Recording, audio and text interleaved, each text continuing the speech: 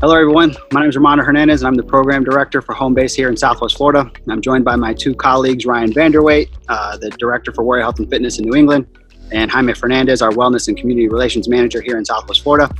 We are all certified strength and conditioning specialists, and we work at Home Base, which is a partnership between the Red Sox Foundation and Massachusetts General Hospital that is dedicated to helping veterans, service members, and their families and families of the fallen heal from the invisible wounds through world-class clinical care, education, research, and of course, wellness. And today we're here to talk a little bit about wellness.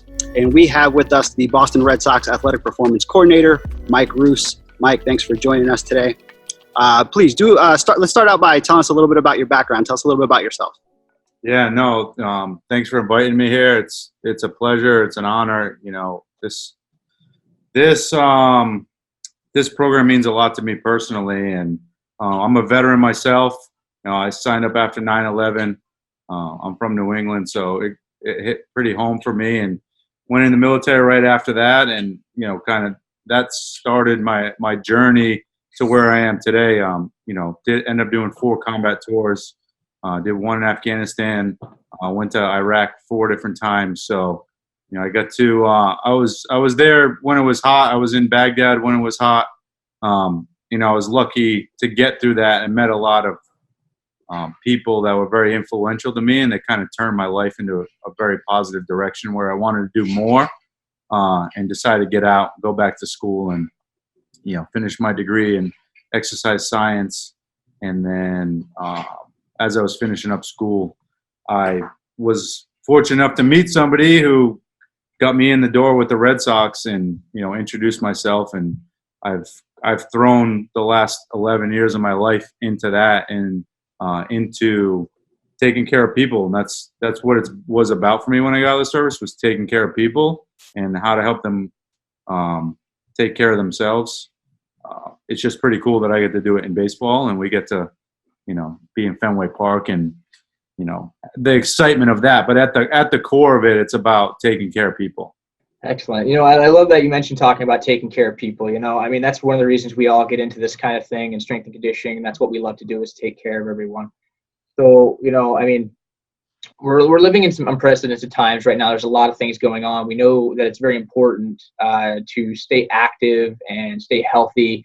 And sometimes that can be a little bit of struggle. I was wondering if you could just give us some examples, some things that you're doing to maintain those, you know, the activity levels, and that, you know, being healthy and involving your families and things like that. Yeah, it's been difficult. It's definitely been a struggle. It's been a challenge. You know, we're so used to having resources at our disposal whenever we want. If you want to drive over to the gym and work out, you can go to the gym. Even if you want to go to a park, or you know, go for a run, or go to a soccer field. You know, I'm lucky enough right now that I am down in Southwest Florida in Fort Myers, but all the parks are closed, and all the beaches are closed, and all the outdoor activities are closed. So it was, I'd say, the first week, 2 weeks, I felt really lost. I had lost all my go-tos. And so, you know, my wife and I, you know, once we realized we were kind of getting out of whack and didn't have a routine, I know how important a routine is for me personally. I know how important it is even for the athletes that I work with. So, you know, we kind of sat down together and talked about, hey, we need to have a routine to get us on track. And, you know, what we did was we just kind of scheduled out our day. You know, we have 2 small children. We know about what time they were getting up in the morning. So we were trying to get up, you know, about an hour before that. And we would get up together, and we would exercise. And we didn't have any equipment at the time. So we were pulling up YouTube videos and doing Pilates, or we were doing yoga together. And then we just started doing really basic body weight workouts, push-ups, squats, lunges, you know, anything we could really think of. And then we just realized after getting into a routine together, and that routine was all day long, was our, you know, making sure the kids had lunch and nap time. But as far as like taking care of ourselves, we realized like after a week, it was really helping us. It was helping the way we communicate together. And so we went out and bought just a couple small pieces of equipment. I have a medicine ball, I have a band, and I have a kettlebell. And that was even tough for me because I'm used to having weights and I'm used to having all the fancy equipment. But just having that couple small pieces of equipment gave us more variety in what we could do. And then once we realized, like, okay, if we're going to be stuck in the house and doing this, we just tried to do more with the kids outside. It's like, all right, well, the kids are going to get up. We know when they're getting up, we would exercise, and then we would actually take them for a walk as soon as they got up because it's, it was getting hot here. And so we would do our body weight exercise, which, is good and it's something. But then we would add on to that by like just getting the kids out right away, and even just taking a 2-mile walk around the neighborhood was good for them. And my little boy's 2.5, so he can run around and he can run on the sidewalk. And that really, really helped us, just kind of helped settle my own anxiousness of like being stuck in the house all the time. I'm used to being on the go. And that really helped us out a lot. Great. Yeah, you talked a little bit about routines in there, and being a strength coach, it's one thing to take care of your own personal routine. Part of what you do also is making sure that those you're working with have a set routine and schedule, and they're staying on top of what they need to do. And as one of the strength and conditioning coaches for the Boston Red Sox, what are you doing during this time to help the players stay active and healthy while they're so spread apart and doing their own thing, trying to prepare for the season still? Kind of what I mentioned before, like everybody's limited with resources right now. Even the players, very few of them are even lucky enough to have their own facilities at their house. So the majority of them are stuck in the house on their own. And so we're just talking about make use of your backyard. Like, what do you have in your backyard, or what's in the neighborhood? Do you have, a street where there's not a lot of traffic where you can go run on, or you can do sprints on, or it's easy for them too to throw. Even some of these guys don't have people to throw with, and there was like, hey, that's fine. You can throw against a wall somewhere. So you just have to make use of what we have, and that's all we're trying to help them out with. And the first step is obviously forming a routine. The second biggest thing is actually staying consistent with the routine, even though it becomes monotonous. So even if you're doing a bunch of jump squats in the backyard, or you're doing some sprints, or whatever it is if you're consistent with it, then you can still maintain or even improve your health from that. Great, thank you, appreciate that. Like you said, being consistent is it's key to staying active, and we all know how important it is to stay active. Sometimes it's hard. It's hard to keep that motivation, stay motivated. And I'll be honest, I am definitely guilty of this. I have a hard time right now with doing at-home workouts. It was so much easier, when I just go to the gym. Obviously, we have all sorts of equipment, different type of modalities we can train with while we're at the gym. So what are your how are you staying motivated during this time? And can you just tell us a little bit about that and other wellness components or mindfulness components that you're incorporating into your daily life or day to day? I think the battle for us in my house, and then even the people I'm close to talk to, it's become a mental battle. It's you don't know when the end.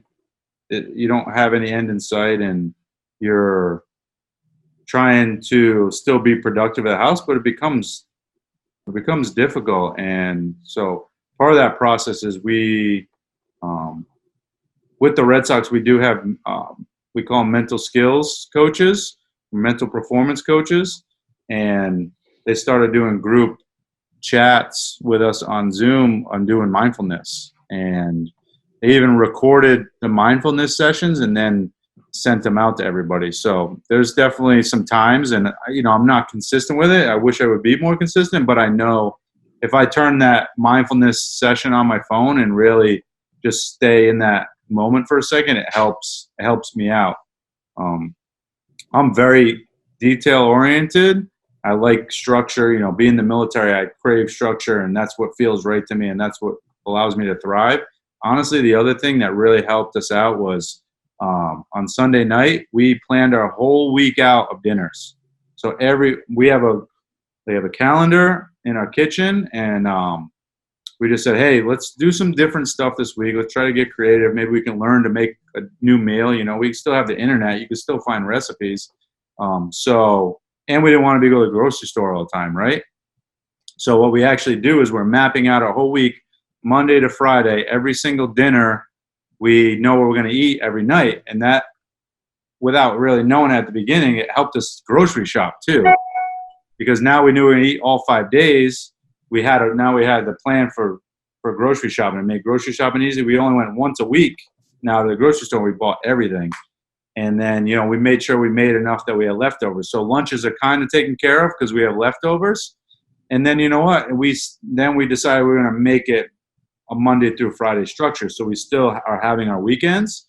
So Monday through Friday is like, no, this is what we're going to do. We're going to sit down as a family. We're going to eat these meals. But we're having fun with it, And on Saturday and Sunday, we kind of stepped back and we kind of went with the flow. So it's like wake up on Saturday. If the kids want to watch cartoons, cool. We're not in a hurry to get anywhere. And then it's like, hey, what do you feel like for lunch? I don't know. You want to go to Chick-fil-A? All right, cool. Let's go to Chick-fil-A. So we still are trying to have a normal week within our lives, in our house, with structure, but then also being able to just kind of relax on the weekends. I like your approach. I think, incorporating other wellness components into your daily life helps with that motivation aspect and kind of keeps you grounded for day to day. Yeah, I think we've covered a lot on the importance of fitness and motivation and the other components of wellness to really, kind of help us stay in a better spot. But, Mike, you're a PhD student currently. You're a coach. You're a husband. You're a father. How are you finding the time to balance, being active and everything else that you have going on right now? You have to make it a priority. I had to make it a priority, and I slipped. The first week was like, oh man, I don't have to get out of bed for anything. I don't have to go to work. They're telling me I got to sit in my house, and it was really easy to get lazy. But once I realized it was kind of like messing up the energy in the house and the way we're communicating and just the way we're feeling every day, I was like, okay, I know it's a priority, but I let myself slip because it felt so much better to sleep in. And so we had to make it a priority. Like, when are we, we had that conversation together. When are we going to get it done? Like, when are we going to work out? Do you want to get up early? Do you want to work out when they take a nap in the afternoon? Do you want to work out at night? And we just made a decision together that we felt like if we woke up an hour before the kids were going to wake up, then we could kind of start our day with something productive. And then it ended up lining. It was like a domino effect. All the other dominoes kind of fell for the rest of the day after that because we had a plan. We stuck to it. And even though it was like, man, I don't really have to get out of bed, but it was a priority. And then also knowing you have the weekend, like, okay, Saturday's right around the corner and we'll sleep in on Saturday. Like, it's okay. We can get it up and out of bed. And plus when you have work at home, it's a lot to juggle. So what I found was if I wasn't getting it done in the morning and then structuring when my work was, so my wife and I talked and I was like, all right, I need this 5-hour block every single day to get my stuff done, get my work done and my school.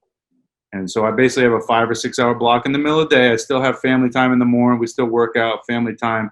I have my block to work. And then when I'm done with work, I'm back to being dad and I'm back to being a husband. And then we try to enjoy the night.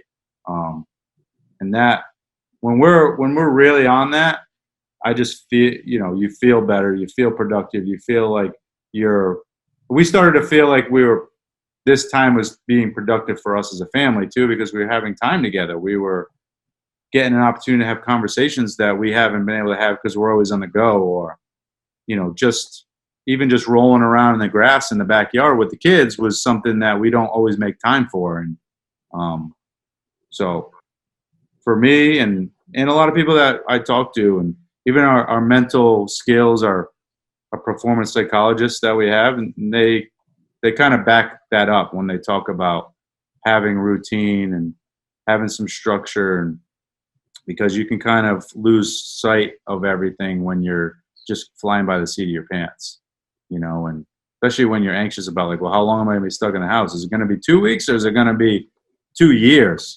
People can really get consumed with that. And so we just try to focus on just today. Let's get up out of bed. Let's be productive. And then let's make today productive and not care about anything else, so that has helped us a lot. Yeah, routine's got to be probably one of the most important things you can do to kind of get yourself through right now, especially in staying active and healthy and keeping a positive mindset.